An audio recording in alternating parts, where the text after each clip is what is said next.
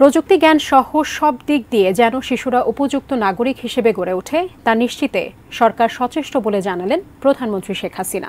এজন্য দেশের প্রতিটি প্রাথমিক বিদ্যালয়ে কম্পিউটার ল্যাব গড়ে তোলা হবে। প্রাথমিক শিক্ষা পদ ও জাতীয় শিক্ষা সপ্তাহের উদ্বোধনী অনুষ্ঠানে এসব বলেন তিনি। সকালে রাজধানীর ওসমানী স্মৃতি মিলনায়তনে এই অনুষ্ঠানের আয়োজন করা হয়, যেখানে বিভিন্ন প্রতিযোগিতায় বিজয়ী 126 জন প্রাথমিক বিদ্যালয়ের শিক্ষার্থীকে পদক তুলে দেন প্রধানমন্ত্রী।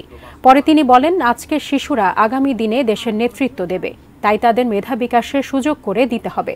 লেখাপড়ার পাশাপাশি সাংস্কৃতিক কর্মকাণ্ড এবং খেলাধুলার মাধ্যমে শিক্ষার্থীদের মানসিক বিকাশের উপর গুরুত্ব দেন প্রধানমন্ত্রী। এজন্য সরকার সারা দেশে মিনি স্টেডিয়াম করছে বলে উল্লেখ করেন তিনি।